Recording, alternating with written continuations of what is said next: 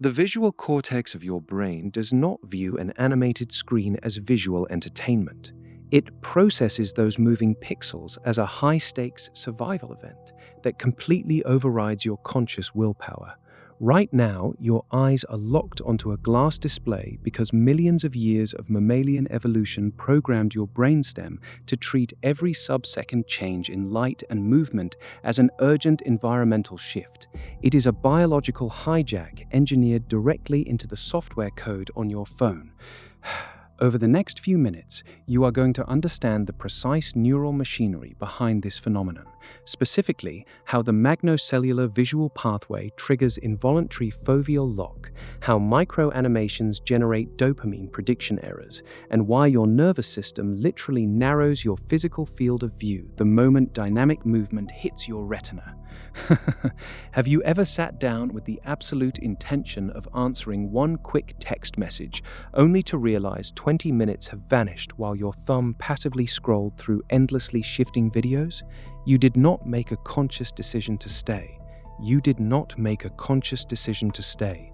Your executive brain, the prefrontal cortex responsible for planning and self-control, was quietly sidelined by a far older visual system built for deep jungle survival. To understand why a simple bouncing icon or a kinetic headline holds such absolute power over your gaze, we have to look into the architecture of the human eye and brain. When light hits your retina, it does not send a uniform video feed to your conscious mind.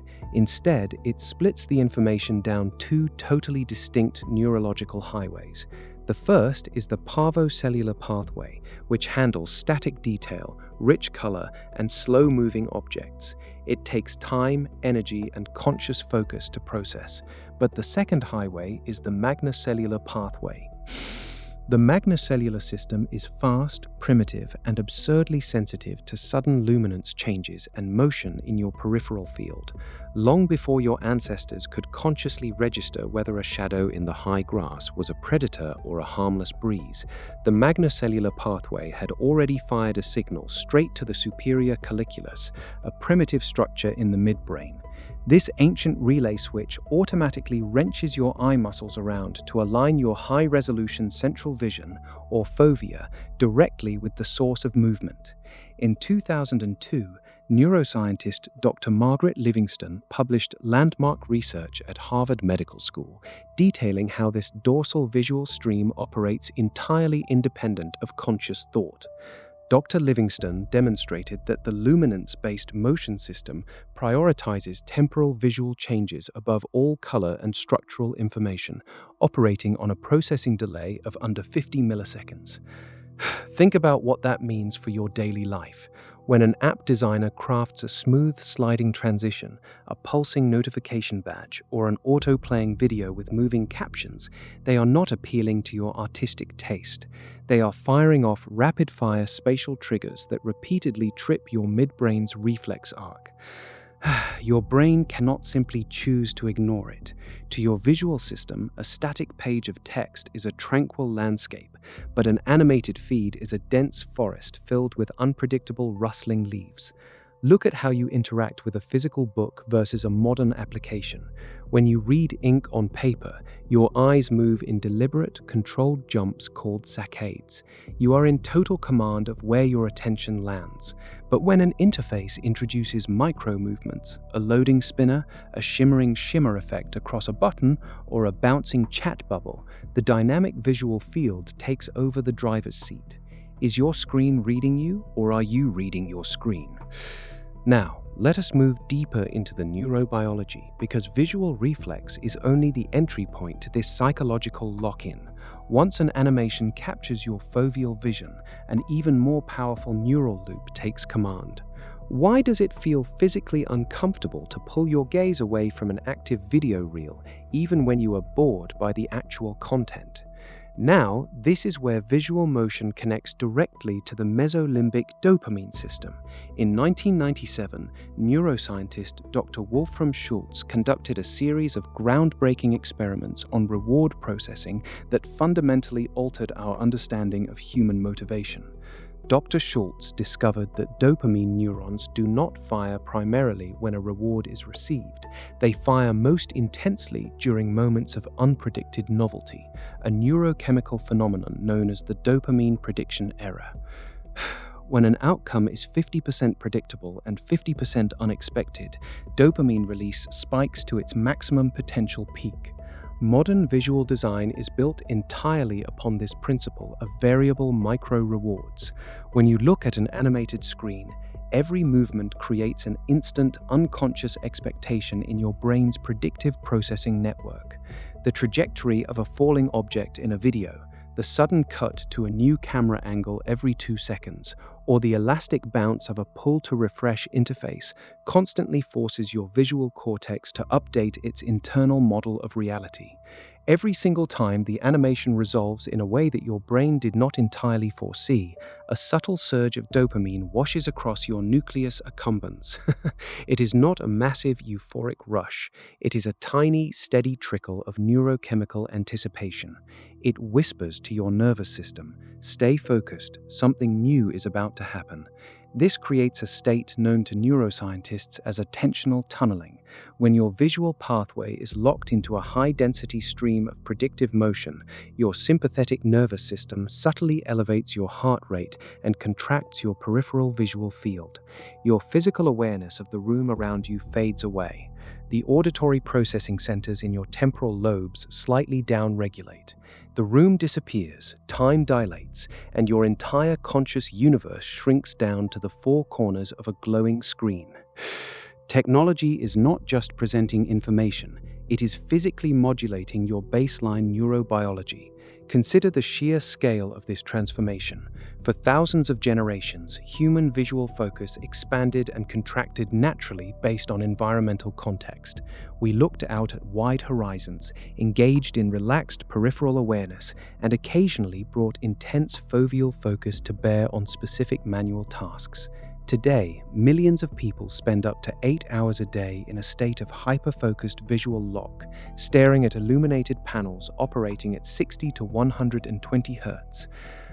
Your eyes were never evolutionarily optimized for this prolonged, high-frequency visual feedback loop. When you spend hours locked into dynamic digital visual streams, your brain adapts through neuroplasticity.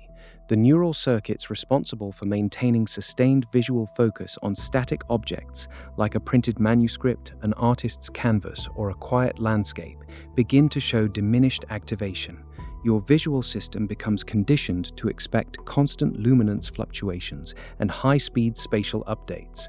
Without those rapid motion triggers, a quiet environment begins to feel visually understimulating, leading to that distinct, restless urge to check your device for a quick shot of movement. But here is the empowering reality of human neurobiology. Once you understand the explicit mechanism driving a behavioral reaction, you gain the power to alter the environment and retrain the circuit. You do not need to discard your technology or retreat from the digital world to regain absolute control of your mind. You simply need to leverage fundamental principles of sensory physiology to restore balance. Here are 3 immediate, science-backed protocols to reclaim your visual autonomy and dismantle the visual hijack loop. First, eliminate the luminance contrast advantage by switching your devices to grayscale during focused working hours. The magnocellular visual pathway relies heavily on high contrast changes in luminance and movement to trip your involuntary orientation reflex. Color adds another layer of emotional processing in the ventral visual stream. By stripping away artificial saturation and reducing the visual contrast of application transitions, you effectively de-escalate the signal-to-noise ratio reaching your visual cortex. The interface instantly stops acting like an urgent biological signal and returns to being a simple visual tool. Second, implement the peripheral vision expansion anchor, grounded in physiological visual neuroscience. Because high-density screen use forces your eyes into continuous foveal convergence, it activates sympathetic neural pathways linked to stress and hyperarousal. Every 45 minutes, pause and deliberately look away from your screen toward a far point in the room or out a window. Without moving your eyeballs, consciously expand your awareness to include the far left, far right, top, and bottom edges of your visual field. Broadening your peripheral vision triggers a rapid shift in your autonomic nervous system, suppressing sympathetic drive and reactivating parasympathetic control within seconds. You are physically telling your midbrain that there are no predators in the brush and no urgent visual events to track. Third, turn off unnecessary motion interface effects within your operating system settings. Both major desktop and mobile operating systems contain built-in accessibility features designed to reduce motion, such as replacing sliding screen transitions with simple static fades and stopping auto-playing video streams across social interfaces.